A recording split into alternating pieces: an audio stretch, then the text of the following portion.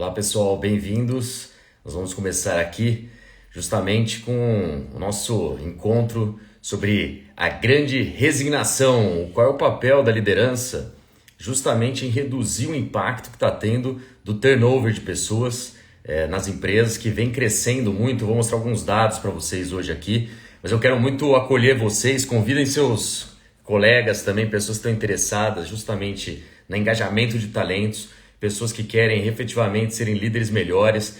Ia dar um alô aqui também para todo mundo que está se juntando aqui. A Tainá, meu convidado também, Luiz Drouet, que em breve vai estar junto com a gente. Ju Furlan, o Maurício Moura. Tainá, bem-vindos. E o tema de hoje é um tema que eu vim pensando nos últimos meses sobre a importância que ele tem, justamente por ver clientes meus que começaram a chamar para fazer algumas atividades junto com eles, porque eles estavam com uma taxa de quebra dentro do corpo deles, de não só gerencial, como os profissionais, de cerca de 30%, 50%, e eles me chamavam justamente para falar como que a gente consegue trazer a liderança para participar de um processo que possa efetivamente reverter esse movimento. Então, mandem suas perguntas aqui também. Eu vou fazer uma breve exposição com alguns dados das pesquisas que eu venho fazendo nos últimos meses, e aí vou convidar, portanto, o Luiz para se juntar com a gente na segunda etapa e poder trazer sobre o ponto de vista dele como um grande líder também, mas acima de tudo como uma pessoa que atua diretamente com o hunting dentro das empresas e trazendo... Se tem pessoas saindo das empresas, tem gente entrando também, né? Então, uma das tendências, inclusive, que a gente tem na área de recursos humanos agora é que cada vez mais as empresas têm que estar preparadas para justamente poder atender essa demanda de pessoas que podem mudar mais facilmente de empresas. O que trouxe a grande resignação? Eu vou trazer alguns dados então para vocês. Começar por esse dado de demissões voluntárias nos Estados Unidos. Os Estados Unidos, pessoal, a partir da pandemia teve obviamente uma grande queda. Isso foi algo que aconteceu, vocês viram justamente junto à empresa de vocês, às outras organizações que vocês atuam. Teve uma queda porque as pessoas ficaram com medo num primeiro momento de demissão e queriam ficar quietinhos ali, né? Não sei se vocês também, mas queria ficar quietinho ali para só ver o que ia acontecer antes de tomar qualquer passo. Mesmo pessoas que tinham tendência em sair da empresa por causa de plano de saúde, por causa de segurança, permaneceram nas empresas, ok? Essa foi a primeira etapa que aconteceu nos Estados Unidos, no caso. E depois, a partir do meio da pandemia já, e crescendo até o início do ano, e continua crescendo, começou então a ter esse movimento de mais e mais pessoas pedindo demissão. Esse aqui é o dado no Brasil, tá? Então, olha só o que acontece no Brasil, tá? Essa curva, inclusive porque pega o meio do mês, mas ela vem em crescimento. Eu peguei o dado mais atual, que não é esse. O mês passado, esse dado é importante. No mês passado, nós tivemos o recorde histórico do CAGED, que é justamente esse centro que mede as pessoas que estão desempregadas, empregadas e desempregadas, né? E foi o número recorde de 603 mil pessoas pedindo demissão. 603 mil pessoas pedindo demissão. Quantas demissões tem no Brasil ao mês? Ou seja, quantas demissões totais, desligamentos tiveram no mês de março? Não sei se alguém sabe esse número. Quem souber, dá um chute aí. Eu sei esse número, eu vou passar para vocês aqui, mas quem souber pode chutar aí também.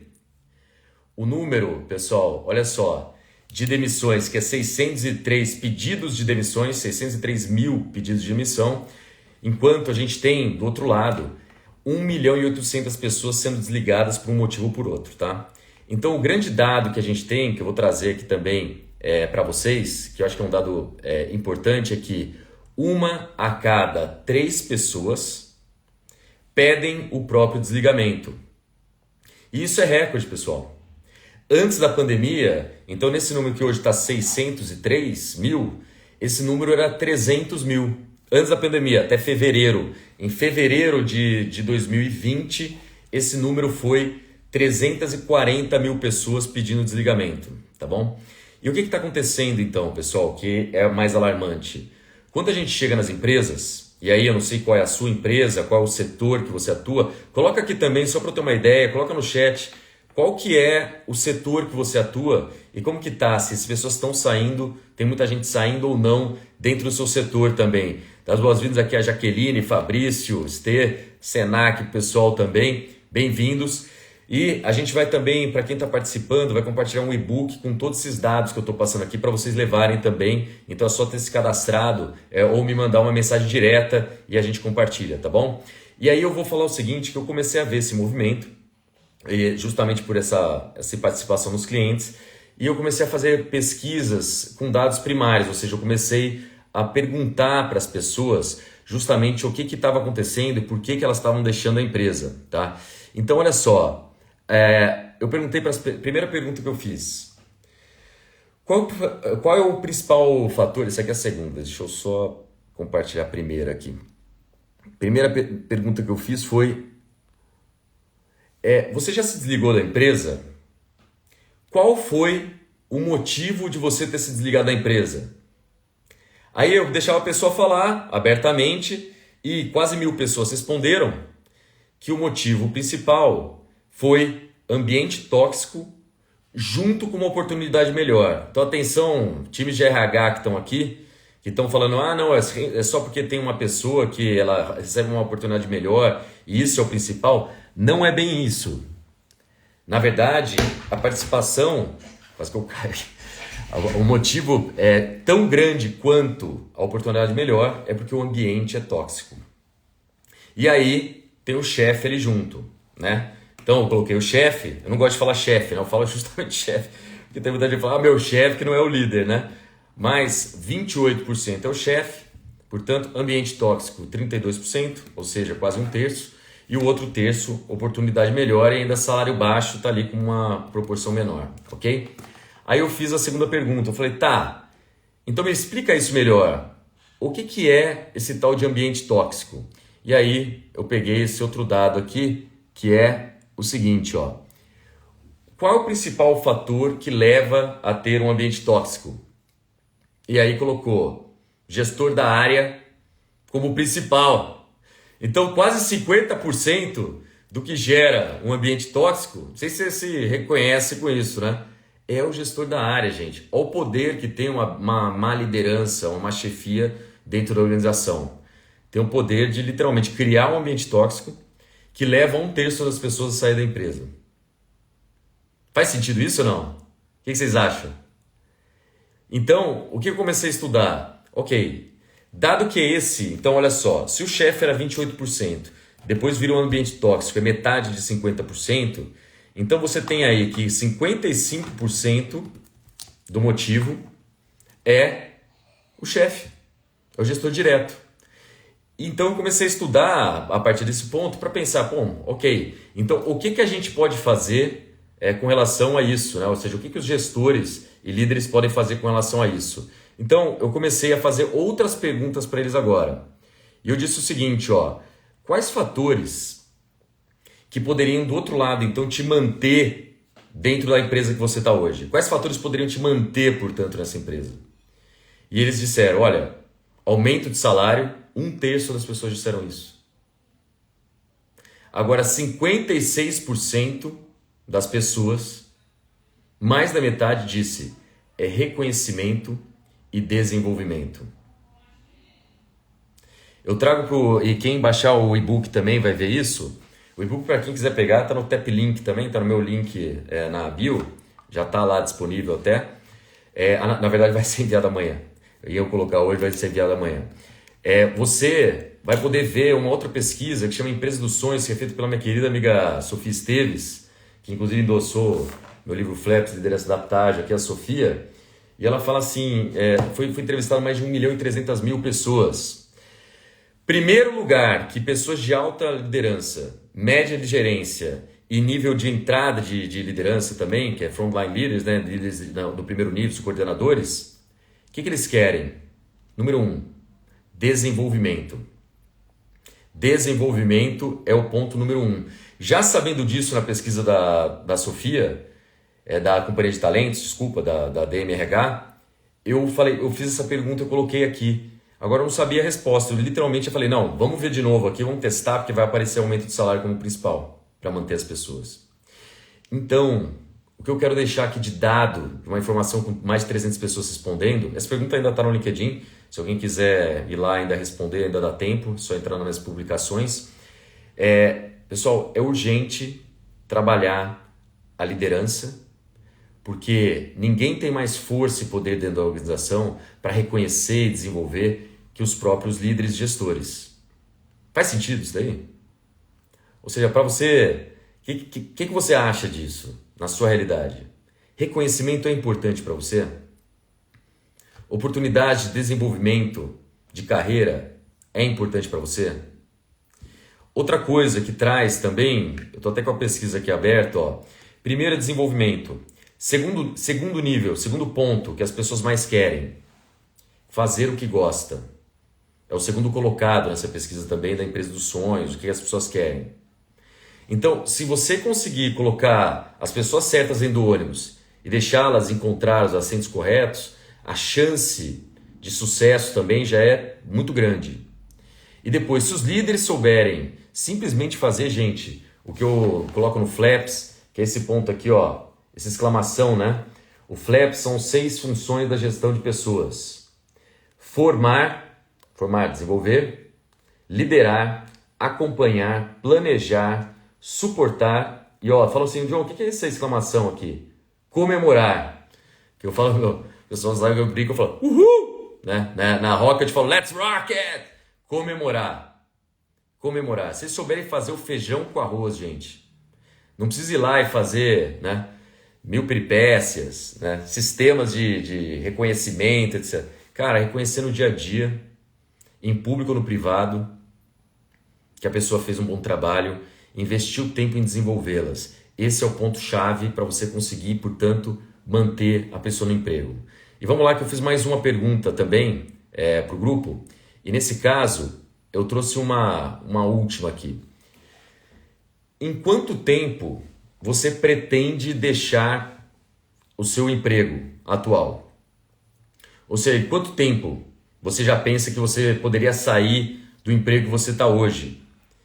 E, surpreendentemente também, né, se bem que isso aí está alinhado justamente ao que a gente já estava vendo, né, que estava acontecendo, mas olha só que interessante. Tem 1/3 das pessoas que responderam já disseram o mais rápido possível. O mais rápido possível, né? Então, como a Karen disse aqui, né, desenvolver líderes que saibam ter conversas robustas sobre carreira. Esse é um ponto importante que eu quero entrar agora numa questão de o que a gente pode fazer e aí convidar também, né, a partir do... Até para não tomar todo o tempo da agenda do Luiz, que é uma pessoa super ocupada, né, eu pedi para ele entrar nessa segunda fase, mas aqui a gente entra numa questão que é, se as pessoas estão pensando em sair agora, o que os líderes podem fazer? E uma das coisas é isso mesmo, viu, Karen? Karen, essa Rocket Pro, também bom te ver aqui, viu, Karen? Bem-vinda. A gente começa a entender o que eles podem fazer. Uma das coisas é ter conversa de carreira. Uma das coisas que eu estava estudando para escrever o meu segundo livro era o que as empresas do Vale do Silício fazem de práticas que as tornam as empresas que têm a maior taxa de crescimento no mundo.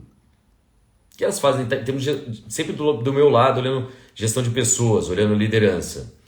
E uma das coisas que eu vi é que é prática comum ali os líderes terem conversas de 2 em 2 meses, por exemplo, falando de uma Amazon, por exemplo, eles têm 1 a 1 com o time a cada semana ou a cada 2 semanas. Na Amazon a cada 2 semanas, na Microsoft 2 semanas, no Facebook a cada semana. Tem uma frase que eu falo quando eu estou lá na Rocket, quem já estudou na Rocket sabe disso, eu coloco o Zuckerberg com a Sheryl Sandberg, que é a número 2, né, a COO do Facebook, e ele fala, nós há 8 anos temos conversas 1 a 1 todas as semanas. Existe uma regra, inclusive, lá, para você não ter essas conversas 1 a 1 todas as semanas, quando você tem times muito grandes. Regra, pessoal, anota aí também, tá? Essa não é regra minha, é a regra que eles usam no Facebook. Se você tem mais de 5 pessoas na equipe, então você pode fazer em mais de uma semana. Então você pode passar para 15 dias. Porque, na média, você pode despender pelo menos 1 hora, meia hora, 1 a 1, conversas 1 a 1, pessoal, não tem que ser longa também, tá? 30 minutos, 40 minutos, tá? Então tem que ser jogo rápido mesmo. O que eu faço, inclusive, na Enora, na Rocket, eu faço meia hora de bate-papo sobre pontos de vista de carreira das pessoas e eu coloco o outro lado para a gente conversar sobre negócio. Mas começa para carreira, senão você não vai ter essa oportunidade. E aí, só para complementar o ponto da Karen também, o que a gente faz? Se a pessoa ela tem esse objetivo, então, você faz semanalmente ou quinzenalmente, a cada 2 meses, ou no máximo 3 meses, então a cada 6, você marca uma conversa de carreira especificamente. E esse é um ponto importante que eu queria trazer para vocês, porque assim como em inovação, você não fica o tempo inteiro falando de inovação, o tempo inteiro falando de carreira. Por quê? Eles são pontos olhando mais o médio e longo prazo. Se você fica só olhando o médio e longo prazo, você perde uma coisa que é a rotina, o que você precisa fazer agora. Então não é para trazer carreira à mesa toda a conversa que você tem. Por quê? Porque vai tirar foco. Foco do quê? Foco do que precisa ser feito. Em OKRs mesmo, para quem aplica isso, você tem um horizonte de 3 meses, né? E nesses 3 meses você tem os objetivos, os resultados-chave, você tem que ir acompanhando aquilo lá. Se você fica só olhando o longo prazo, carreira, onde quer chegar, isso você começa então a perder o foco no que você precisa fazer ali, na semana, naquele sprint, naquelas 2 semanas, tá? Então, essa é a dica que eu queria dar para vocês. Se vocês vão ter conversas sobre liderança, vocês vão ter conversas sobre gestão com as pessoas, sobre carreira principalmente, a carreira você não precisa fazer todo encontro junto às pessoas. Eu queria falar em mais práticas aqui que vocês recomendam também, né, de estar... A honra foi minha, Karen, obrigado pela participação também, mas mais pontos que vocês acham que são dicas que vocês gostariam de compartilhar aqui, de como vocês têm feito, né, isso junto com os seus colegas ou na vida de vocês aí no dia a dia, tá? Então, o que eu queria compartilhar e fechar com essa parte aqui, antes de chamar o nosso convidado, é justamente do que os líderes podem fazer efetivamente para gerar justamente um ambiente diferente e as pessoas ficarem, tá? Então, eu estou trazendo aqui uma pesquisa da Gallup. Gallup é o maior centro de pesquisa do mundo. E o que eles dizem? Que é a mesma coisa que eu estou aprendendo no curso de Stanford lá que eu estou fazendo, liderando a inovação. E foi a mesma coisa que o professor falou sobre como você consegue liderar esse processo de inovação, transformação digital. Primeira coisa que o meu professor Bob Sutton diz é que você precisa estar ligado, conectado, sincronizado com o time. Aliás, a expressão em inglês que é tuned in, é sincronia do rádio, né? Você literalmente está conectado com a pessoa, em sincronia com o time. Como que você consegue fazer isso? E para que serve isso? Se você está sincronizado com o time, a chance de você coletar essa informação é muito maior. Por quê? Porque existe uma ponte, a pessoa fala, por exemplo, que não está contente com a cultura da empresa, salário, está com problema pessoal. Então, esse ajuste, esse primeiro ponto já é importante dessa pesquisa também. Você garantir que está entrosado com o time. E aí é onde entram as práticas, como mentoria, como as sessões 1 a 1, feedback, né? Não é feedback seu para a equipe só, né? Vai e volta, né? 2V, vai e volta. A pessoa também te dando feedbacks. Então, a partir disso, você garantir que pode antecipar, portanto, um movimento ou outro que ali poderia acontecer, né? Então, essa é a primeira dica que eu queria deixar já para vocês, que vem justamente dessa outra pesquisa que eu queria compartilhar. Outro ponto, está escrito: gestores empáticos ouvem aos problemas, recebem feedback e ajudam as pessoas a priorizar seu trabalho. Isso é uma das outras coisas que eu queria dizer. Olha só, pessoal. Meu próximo livro, inclusive, eu trago um tema que é a estafa, né? As pessoas, não sei vocês aí, as pessoas estão sob pressão. Aconteceu que a pandemia, né, ela foi transformadora para todos nós, mas ela também teve um lado aí de aceleração das coisas, não teve? O ritmo cresceu. Como você está se sentindo hoje? Como que está o seu dia a dia no trabalho? Está mais tranquilo do que antes ou está mais rápido? Está mais difícil, né? Então, esse ponto, né, de como que você consegue coordenar o seu tempo é um ponto-chave. Só que não é só o seu tempo, é o tempo da equipe. Eu falo que eu adoro meditação, eu adoro fazer esporte, eu adoro fazer uma série de ferramentas aí para equilíbrio, né? Ter tempo para a família, ócio criativo, tudo que vocês imaginarem, eu adoro isso daí para trazer equilíbrio. Só que é o seguinte, não adianta você ficar enxugando gelo na sauna. Por quê? Porque ele vai continuar lá derretendo e vai continuar pingando, não tem para onde ir. Então, se você não resolver as causas disso, vai continuar o problema. Um dos pontos que eu quero trazer para vocês líderes aqui, que é o público que eu quero falar hoje mesmo, é que você ajudando a priorizar, ajudando a pessoa a entender o que vai gerar um maior impacto e dizer não para as coisas, ajuda também a aliviar a pressão que esses colaboradores, seu time está sentindo.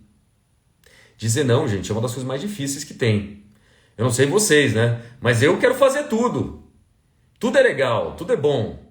Tudo dá impacto, tudo te leva a crescimento. Tem coisa que não, né? A maioria das coisas, né? Pelo menos o que você quer fazer te leva a crescimento.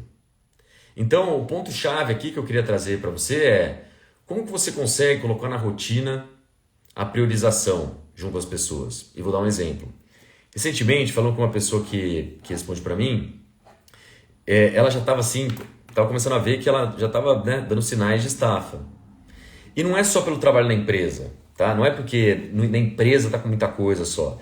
É porque hoje as pessoas, não sei se acontece com você, tá? Elas não têm mais nem só um emprego. As pessoas têm 10 empregos, como o Luiz Drouet, que vai entrar aqui daqui a pouco, né? O Luiz Drouet, por exemplo, que é presidente da BRH, sócio fundador da Share RH, fora as outras coisas que ele faz, aí ele palestra, etc, né? Poxa, gente, não dá, né? O tempo é inelástico. Tá lá, é a mesma coisa. Ele tem que escolher esse tempo que ele vai fazer com ele para gerar o maior resultado possível. Mas, pô, cansa. Só chega em casa, tem reunião, 10 à noite, como também no Conselho da BH. Então, tem um monte de coisa que tem que ser feita, né? Então, as pessoas, se elas conseguirem priorizar e dizer não, e aí como que você faz isso? Você orienta a pessoa. Você orienta ela ou fazendo perguntas, mais num estilo de líder coach, né? Fazendo perguntas para a pessoa priorizar. Mas eu queria entrar num ponto que eu falo muito para os mentores lá da Rocket, cara. Que é a grande diferença entre mentoria e coaching, né? O mentor, ele diz o que fazer. Ele não fica ali deixando a pessoa perdida. E quando que você sabe se você pergunta mais para a pessoa ou você direciona mais? É simples. Quando você faz o diagnóstico, que no caso do método Rocket é o C, né, do check, você está checando, check-up, diagnosticar qual o momento que a pessoa está em nível de desenvolvimento, autoconfiança com relação àquilo. Se a pessoa está num nível mais baixo, você direciona. Para quem conhece liderança situacional é isso, né? Então a pessoa está num nível mais baixo de maturidade e desenvolvimento, então o que você faz? Você direciona mais. E as pessoas hoje, dadas as mudanças que vêm acontecendo, não pararam ainda, vêm acontecendo, desde do advento do Covid, a gente começou a se perder. E por quê? Porque é novo. É novo. Então sabe o que as pessoas mais querem? Alguém que dê a direção, alguém que fale para elas o que fazer. E você, líder, tá ali para cumprir esse papel, para ajudar a pessoa a direcionar. Você não é uma líder melhor ou um líder melhor porque você dá o que chama em liderança de laissez-faire, né? Que é você dar liberdade total para a pessoa. Não é isso. É você direcionar justamente quando a pessoa precisa de direção. Se você nunca fez um relatório e vira a pessoa e fala, faz do jeito que você quer, a pessoa vai ficar ansiosa, vai começar a perguntar para todo mundo sem te falar. Eu vejo isso acontecendo às vezes comigo também. Eu falo, vai lá, faz fala com fulano e pede não sei o que. A pessoa não sabe, não, mas qual relatório que tá falando? Então, às vezes, a gente se esquece disso, né? E a gente peca. Por quê? Porque o que a pessoa quer? Eu nunca fiz isso, gente. O que eu quero é que você me fale como faz. É mais eficiente, tá? Então, o que eu queria direcionar como uma dica para vocês é, se vocês conseguirem identificar e direcionar mais do que você simplesmente ficar fazendo perguntas, porque você quer ter só o estilo coach, é a melhor maneira de agir em situações como essas, é o maior direcionamento que eu gostaria de dar essa dica para vocês nesse tipo de situação. Mais uma coisa aqui, para a gente partir aqui para o final. Os gestores que são empoderados, eles fazem soluções criativas, personalizam com flexibilidade e advogam com suas equipes. Então, olha só, o que é isso de empoderados? É o seguinte, pessoal,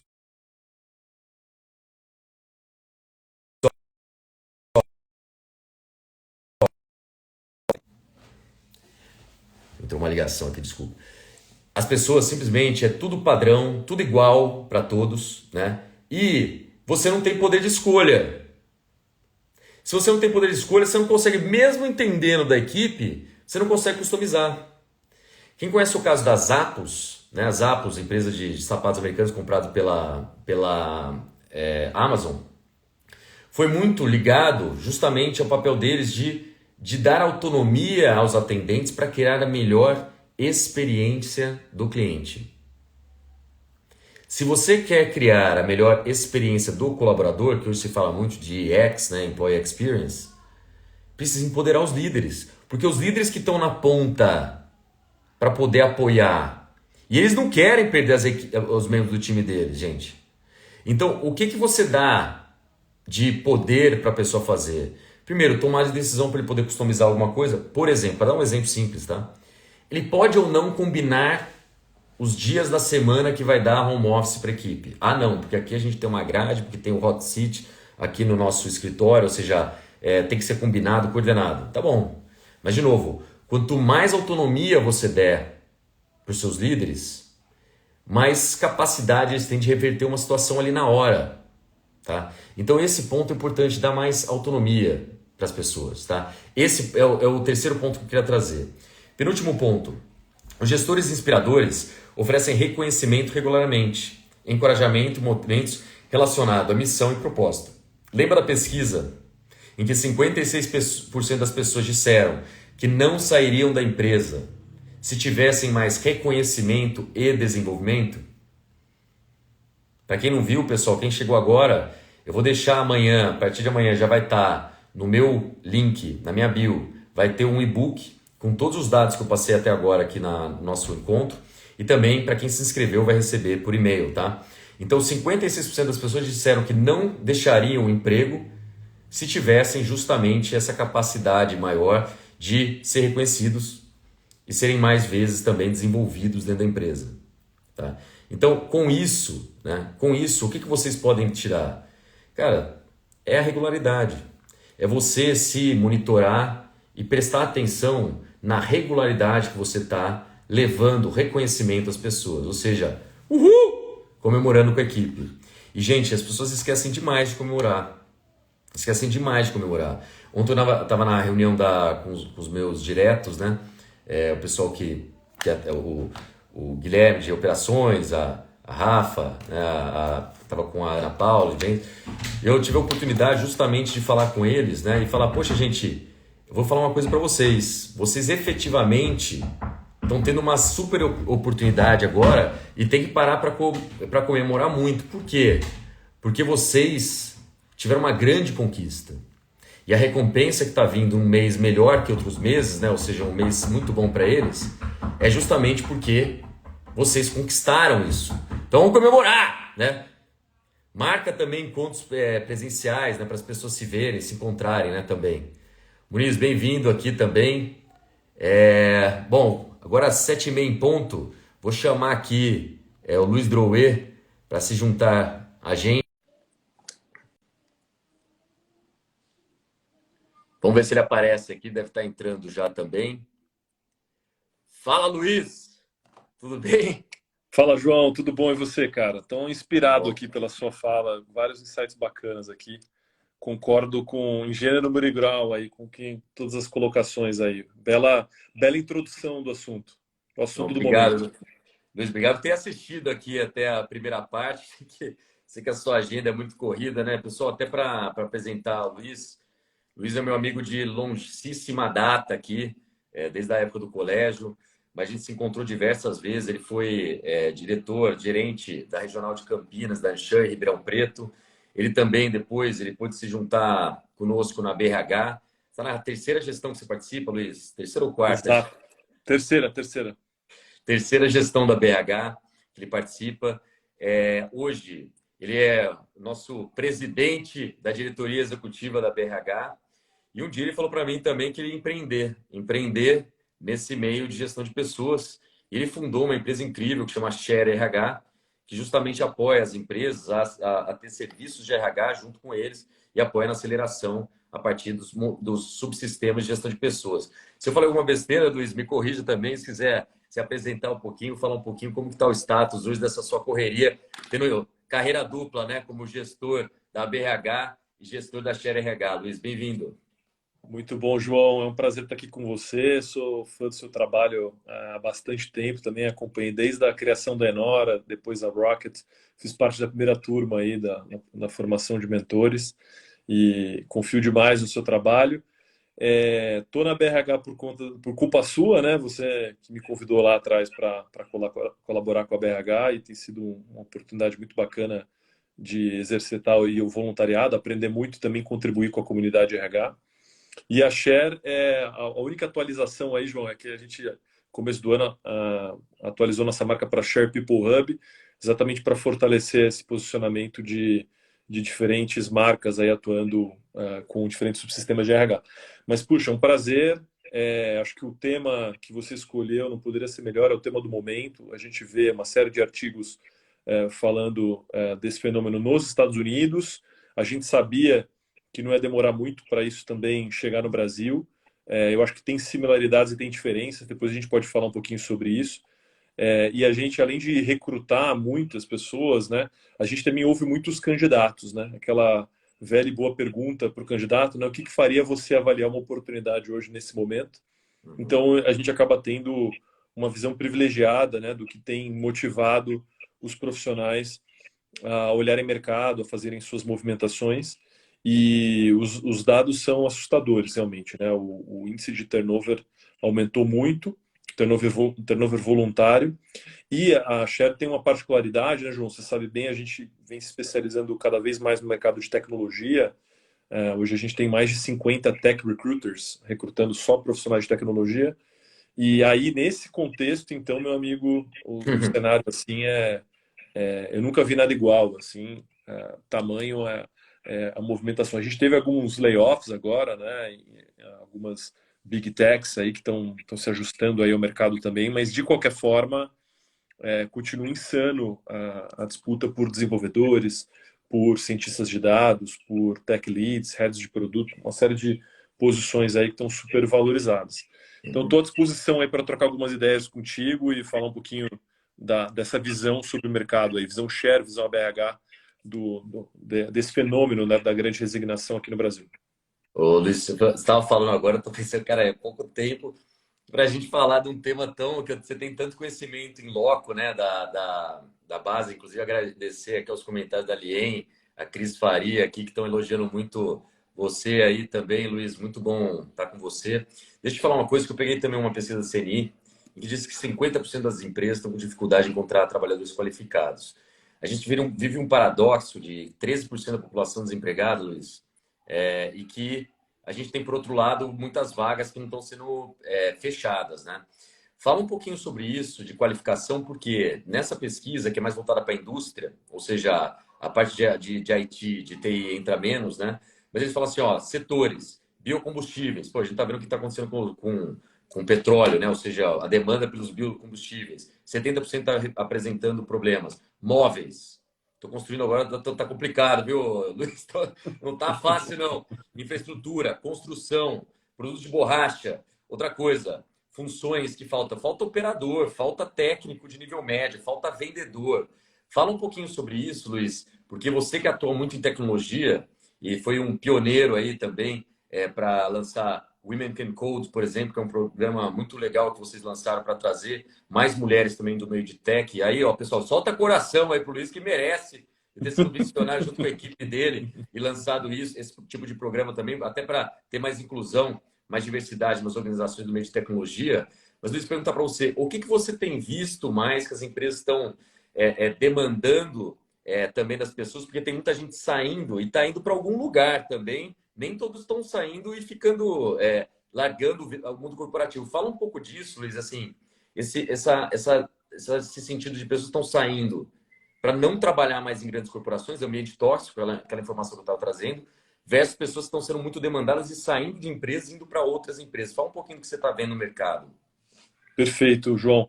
Olha, é um problema global, né? Como a gente vê, inclusive essa falta de qualificação de mão de obra no mundo, principalmente na área de tecnologia.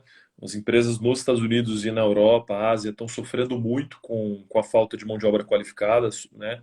Agora, no Brasil, o problema ele é agravado pela nossa educação, né? A educação básica nossa é onde começa o problema. E aí você tem esse paradoxo, né? 14 milhões de desempregados e centenas de milhares de vagas em aberto que não são preenchidas por falta de qualificação. Quando a pandemia começou e começaram as demissões, eu já falava de alguma forma sobre isso, a gente já projetava que muitos desses postos de trabalho não voltariam a ser ocupados pelas atividades que eram feitas antes, porque a pandemia aconteceu e ela acelerou um processo de transformação digital, uma transição econômica para a nova economia.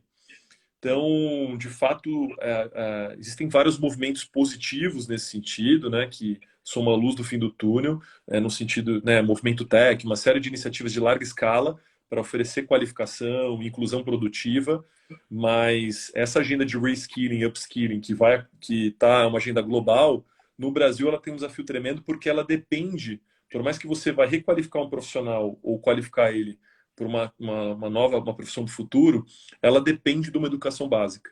E Uhum. aí, se é só a gente olhar os dados, que o agravamento dos índices de alfabetização, né, de português e matemática nas idades chaves ali que foram anunciados nos últimos meses, você vê que o cenário ele é super preocupante. Então, entrando numa agenda mais prática para as empresas, não tem outro caminho se as empresas assumirem o protagonismo com as suas agendas ESG e Uhum. trabalharem tanto numa agenda de influenciar políticas públicas, mas principalmente desenvolverem iniciativas de larga escala para resolver o problema. Um exemplo é o iFood, que assumiu uma meta de formar 25 mil pessoas até 2025.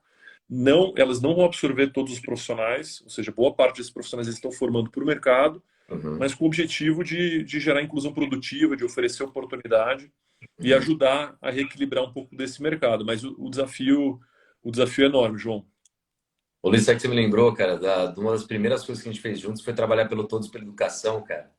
Lembra? Então, esse ano, João, a gente É, lembra, o Todos foi lançado para as metas serem atingidas em 2022. lembro. Esse ano, em 2022, a gente, infelizmente, não só está muito longe de atingir as metas, mas com o impacto da pandemia a gente deu passo para trás. Então, isso merecia uma live só para a gente falar disso, mas essas coisas estão conectadas, é impossível a gente não deixar de comentar. E eu queria até te ouvir um pouco mais, Luiz, qual que é a saída assim para as empresas? Vamos falar um pouquinho desse ponto de vista assim de você tem visto muito o que as empresas podem fazer, né? Que é eu trouxe alguns pontos, mas eu queria ajudar os líderes aqui porque assim tá bom, a situação tá difícil, principalmente para quem tem em alguns setores, como a gente falou, mas o que que os líderes, portanto, podem fazer, dado que assim nem tudo é salário, né? Como a gente viu aqui, sim, boa parte das pessoas, quase um terço, saem por causa de salário, né? Pelo menos pela pesquisa que a gente fez. Agora, o que que as empresas podem fazer, então, num cenário como esse? O que que você tem visto que Legal. realmente funciona? Olha, eu brinco que o grande pareto do RH é liderança. É onde você vai investir, concentrar seu investimento para gerar maior impacto ali. Porque os líderes, tudo começa e termina na liderança. Então, acho que você está corretíssimo em fazer uma análise desse problema sob a perspectiva dos líderes. Eu acho que teve um impacto muito grande na pandemia, que até então as pessoas elas estavam muito habituadas, né, a planejar suas vidas colocando o trabalho no centro. Então, primeiro eu penso no trabalho, eu escolho onde eu vou trabalhar, daí eu escolho onde eu vou morar, os meus amigos estão relacionados ao trabalho, os meus hábitos, tudo isso. A pandemia reequilibrou isso. O lado positivo da pandemia, a gente pode dizer isso. As pessoas passaram a reequilibrar. O trabalho é um elemento importante da nossa vida, mas ele não é o elemento central. Tem Uhum. vários outros aspectos fundamentais. E isso passa a fazer com que as pessoas, como você falou, elas se seguraram no trabalho, do tipo, meu, eu não vou, eu preciso me segurar aqui, mas a partir do momento que a coisa começa a voltar a uma normalidade, a Uhum. própria forma como a empresa lidou com a pandemia, a forma como o gestor lidou com esse processo todo, Uhum. pesa muito, né, para fazer essas escolhas. E a gente vê cada vez mais as pessoas, remuneração é uma coisa importante, mas as pessoas não estão mais expostas a, a, a ganhar uma úlcera, né, um infarto, seja lá o que for, um câncer, por Uhum. conta de um nível de estresse relacionado a um volume de trabalho excessivo, ou então a forma do próprio trabalho. Então, o caminho é a liderança. Acho que tem um outro aspecto também, que você falou muito bem sobre autonomia para o líder, que é essa questão do regime de trabalho. Então, acho que as empresas forçadamente tiveram que experimentar um modelo de trabalho remoto, mas muitas estavam só esperando a pandemia melhorar para forçar uma retomada para o modelo presencial. E aí, de Uhum. novo, tudo que é forçado é ruim, né? Você tem que construir a coisa de uma forma com diálogo, ouvindo as pessoas, encontrando o melhor equilíbrio. Uhum. Porque é isso, as pessoas elas estavam acostumadas, às vezes, a perder 2 horas por dia, né, Uhum. da sua casa para o trabalho e voltar. E isso, a pandemia mostrou que simplesmente não faz o menor sentido. Então, Uhum. todos os dias. Então, as pessoas, eu tenho estudado muito sobre cultura remota, João. A Uhum. Share se adaptou plenamente para esse modelo e a gente, inclusive, nem tem mais escritório físico, porque é isso, cultura remota não quer dizer que a gente não vai se encontrar. Felizmente, Uhum. agora com a pandemia melhorando, a gente vai se encontrar, mas a gente vai se encontrar porque a gente quer e para fazer aquilo que o remoto não permite, que é conexão, é troca, é integração. Então, Uhum. e de novo, o líder ele tem esse papel fundamental. Eu gostei muito do que você falou do sincronizado, gerar conexão, empatia, ouvir, né? Eu ouvi de muitos clientes, João, que gestores, mesmo no modelo remoto, durante a pandemia, tiveram conversas mais frequentes e com mais qualidade com os seus liderados do que antes da pandemia, mesmo trabalhando no mesmo espaço, porque a pessoa ela estava tão focada em outras coisas, ela nunca tinha tempo para o time e ela de alguma forma foi forçada a, a construir os one-on-ones e ter uma conversa focada na pessoa. Uhum. Então, essas conversas de qualidade, esse papel mentor que você falou muito bem, acho que é fundamental. E um outro aspecto que eu queria destacar, o líder ele é um educador também. Uhum. As pessoas muitas vezes estão vivendo essa experiência super desafiadora, como você falou, em relação ao trabalho, à velocidade e tudo mais, pela primeira vez. O Uhum. líder não precisa ter resposta para tudo, ele não é o super-homem, Mulher Maravilha, ele tem que estar aberto para essa vulnerabilidade, mas ele também tem que ouvir e tem que dar segurança para Segurança. as pessoas, né? Para Uhum. vencer esse contexto cada vez mais imprevisível, assim. Uhum. Então, acho que os líderes que equilibram isso têm bastante sucesso. E uma última coisa que eu queria comentar, muito do modelo Agile, né, João, que eu sei que você gosta bastante. Eu acho que o líder também é aquele cara que desbloqueia, que destrava, sabe? Ele mapeia os problemas e usa a sua influência para tirar os problemas. Não é aquele cara que delarga, né, e deixa a equipe sofrendo. Uhum. Porque muitas vezes é isso, a equipe, parte da frustração tem a ver com esse processo da pessoa estar lá na rotina dela, encontrar essas barreiras, e o líder muitas vezes não se engajar para comprar essa briga junto. É. Ô, Luiz, tem mais várias perguntas aqui que eu queria fazer, mas vou pegar duas aqui, né? Uma é o seguinte, Luiz, que você falou, o papel do líder, né? Hoje eu tive a oportunidade de fazer pela primeira vez um programa da Rocket no ambiente público, no ambiente de empresa pública, né? No serviço de processamento de dados nacional e tal. E eu fiquei feliz, foi a primeira vez que eles estão investindo num programa de mentoria, né? Poxa, empresa de tecnologia. Então, tá pegando para todo mundo, tá? Até para o setor público também. Então, essa questão e tem que fazer diferente. Então, muito bom ver esse tipo de iniciativa. Eu lembro que uma das coisas que eu falei lá para eles, Luiz, foi assim: eu acho que depois de estudar muito liderança, eu vi que e tentar entender como que você conecta com as pessoas. É difícil, né, Luiz? Você que lidera muita gente, assim. Todo mundo é humano. Você fala, como que eu posso ser uma pessoa melhor? Como que eu posso ser admirado, né? Quem não quer ser admirado? Quem não quer ser uma pessoa que se conecta de verdade para as pessoas, né? Que realmente engaja. E eu aprendi que é justamente o líder que investe tempo, esse líder educador que você falou, que dedica tempo, foco realmente nos desafios que a pessoa tem e pega na mão, e ensina e ajuda e dá segurança, que é aquilo lá que a gente fala na chama, né, da Rocket lá, a gente fala de autoconfiança, né, de apoiar a pessoa, porque isso reduz a ansiedade dela no dia a dia, né? E quantas pessoas estão preparadas para fazer isso? De verdade, assim, quantas pessoas estão preparadas para fazer esse tipo de coisa? Então, eu queria te fazer uma pergunta que é o seguinte, ligada à questão de liderança e cultura. Você tem visto, quando você está com vagas abertas, portanto, e as pessoas recebendo um salário melhor para ir para outro lugar, empresas que, baseada na cultura e na liderança, reverter um processo da pessoa migrar por causa de salário, o que você acha? Não, tem tido muito esse movimento, né, de você tentar fazer uma contraproposta e muitas vezes não é necessariamente tentar uma discussão financeira, mas exatamente uma conversa de carreira, uma conversa de como trazer uma perspectiva para a pessoa. Porque para a pessoa que está se movimentando também existe um risco. O jardim do vizinho é sempre mais verde, mas você não conhece direito o jardim do vizinho, né? Uhum, Então você pode encontrar outros problemas, outros desafios. uhum, Então, quando a pessoa ela está indecisa, né, e ela quer se desenvolver, ela quer crescer onde ela está, ela vê essa oportunidade, uhum. existe esse movimento também da pessoa acabar ficando também, né? Acontece isso mesmo ou não? Você vê isso? Não, tem acontecido muito, né? E no Ah, tá. mercado de tecnologia, o que tem pesado muito também, João, é que Hum, como a empresa sabe que o esforço que ela vai ter que fazer para fechar essa posição é enorme e provavelmente ela vai ter que subir essa remuneração muito, ela prefere cobrir essa reajustar, né? proposta e segurar a Uhum, pessoa. Agora, isso traz uma consequência outra, uma ruim também, porque você cria uma cultura onde, pô, para eu ser promovido eu preciso estar com uma proposta do mercado. Então, algumas consequências nocivas, um desdobramento disso, né? uhum, Mas o mercado está muito dinâmico, eu nunca vi nada igual. Tenho conversado com muita gente sênior também que está bastante impressionada. uhum, E um outro elemento, João, que também é um assunto super rico para a gente explorar, que eu sei que nos Estados Unidos está pesando muito e no Brasil começa a aparecer, que é o fenômeno da gig economy.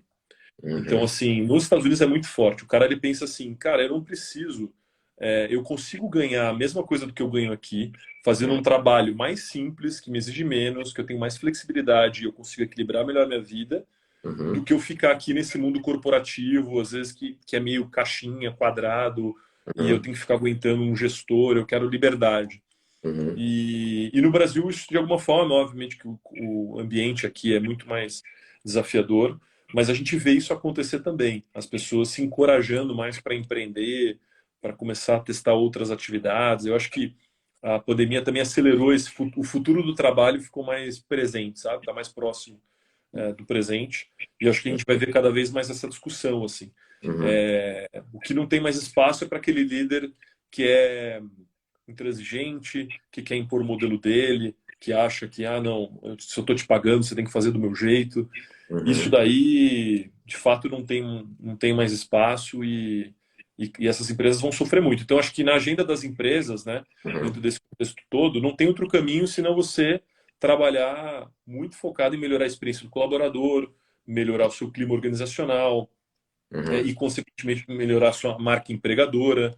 A gente vive uma era da reputação, né? Uma era da transparência radical. Aham, Muito fácil para as pessoas saberem como é que é trabalhar em outras organizações. Então, uhum.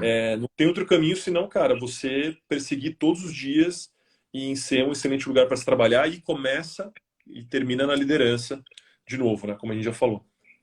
E aí, Luiz, vou fazer uma última pergunta aqui, porque esse papo é muito rico, como você falou, só falar de Geek Economy, eu acho que realmente dá para a gente fazer uma análise maior nisso, porque como que isso impacta a cultura das organizações hoje, né? Ou seja, como que elas têm que se transformar.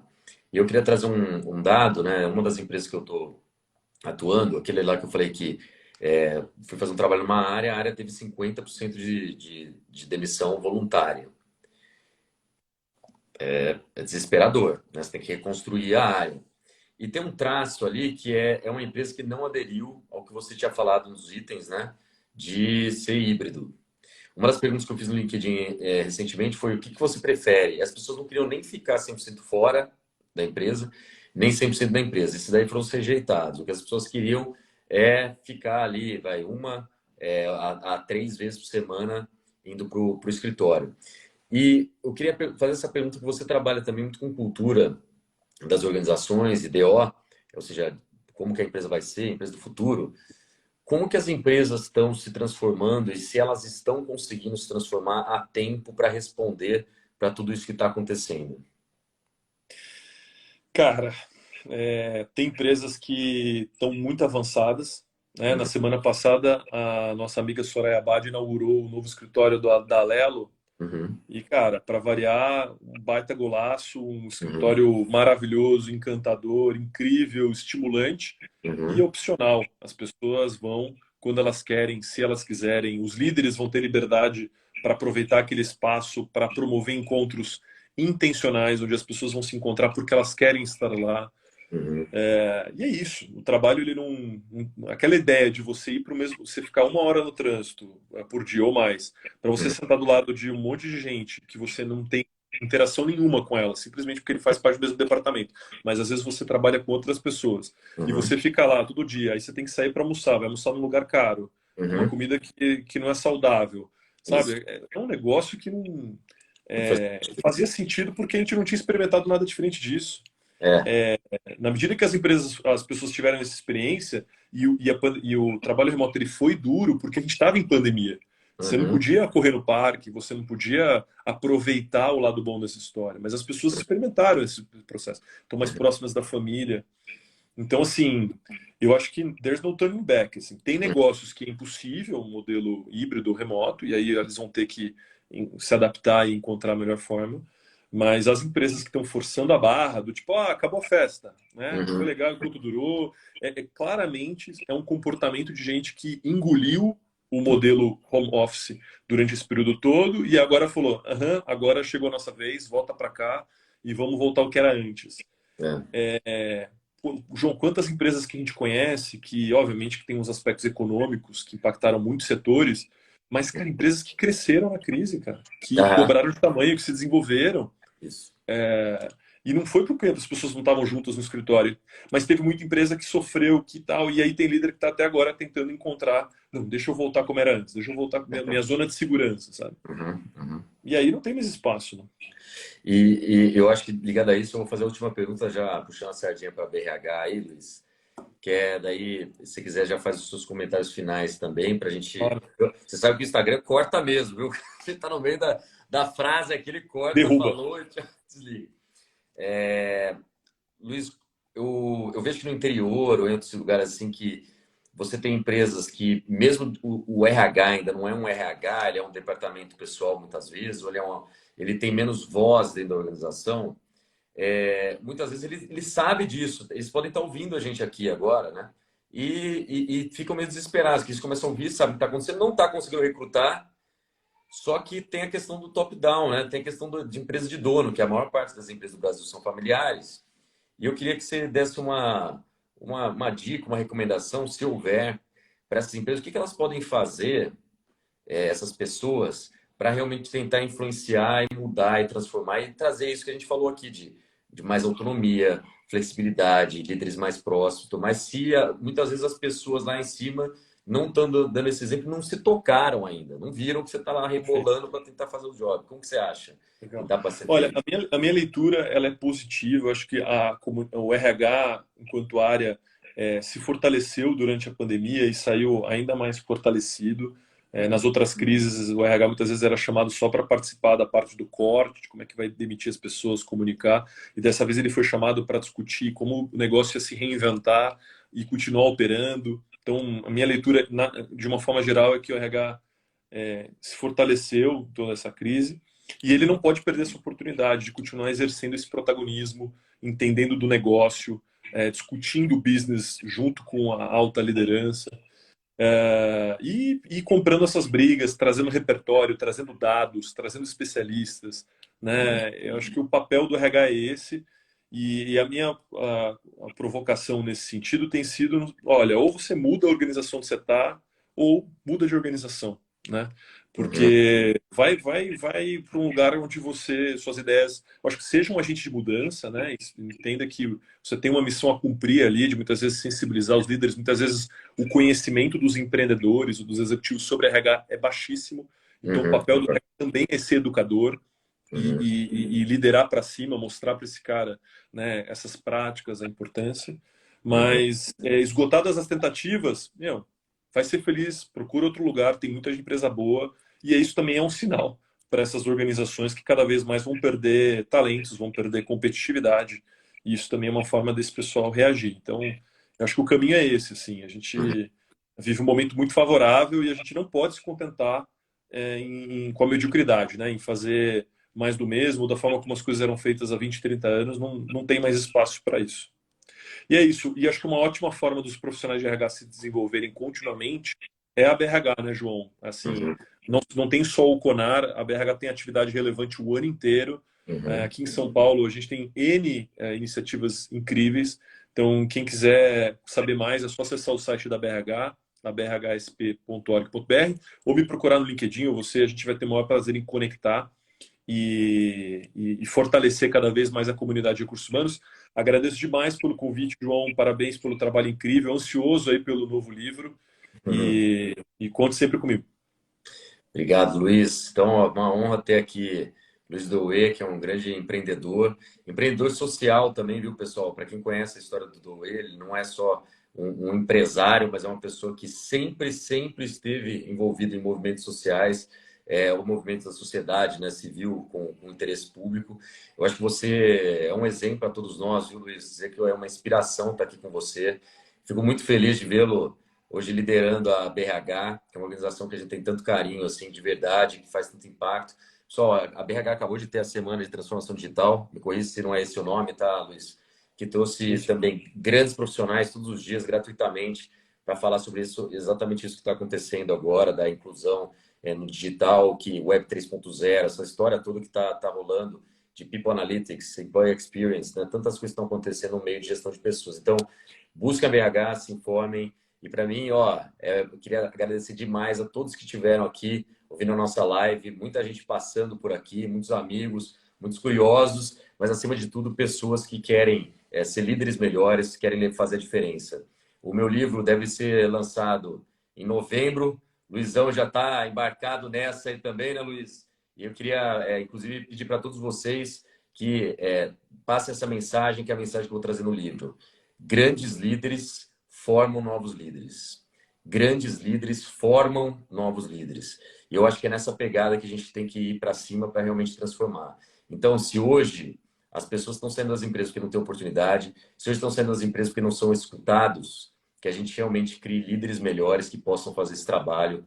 Está sincronizado, né, Luiz? Dê autonomia e realmente consigam fazer a diferença na vida das pessoas e revertam então essa situação. Pessoal, boa noite a todos. Muito obrigado, Luiz. Boa semana para você. Obrigado por ter atendido aqui ao nosso pedido. Obrigado Espero você. estar com você em breve novamente. Pessoal, grande abraço a todos. Um abraço. Até mais, pessoal. Valeu, até mais.